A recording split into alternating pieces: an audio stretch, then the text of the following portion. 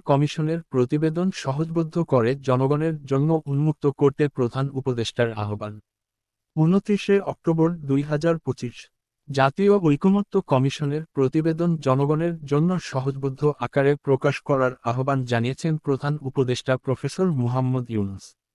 আজ বুধবার সন্ধ্যায় রাষ্ট্রীয় অতিথি ভবন যমুনায় প্রধান উপদেষ্টার হাতে কমিশনের সদস্যরা ৮ খণ্ডের প্রতিবেদন হস্তান্তর করেন।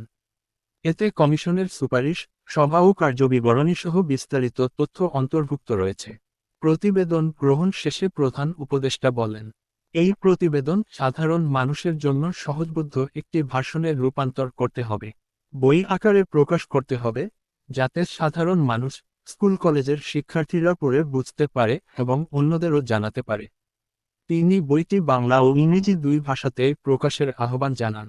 পাশাপাশি বলেন, ভবিষ্যতে এই বইটি শিক্ষার্থীদের জন্য অবশ্যপাঠ্য হয়ে উঠবে।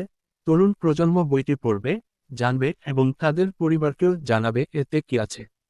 প্রতিবেদন হস্তান্তর অনুষ্ঠানে উপস্থিত ছিলেন জাতীয় ঐকমত্য কমিশনের সহসভাপতি প্রফেসর আলী রিয়াজ, সদস্য বিচারপতি মো. এমদাদুল হক, ড.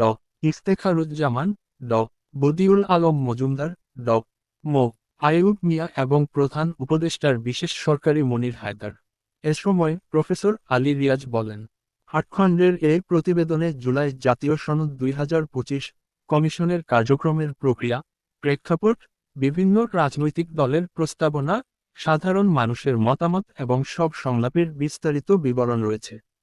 আমাদের বিশ্বাস, ভবিষ্যতে এই প্রতিবেদন দেশ বিদেশে গবেষণার একটি গুরুত্বপূর্ণ দলিল হয়ে উঠবে।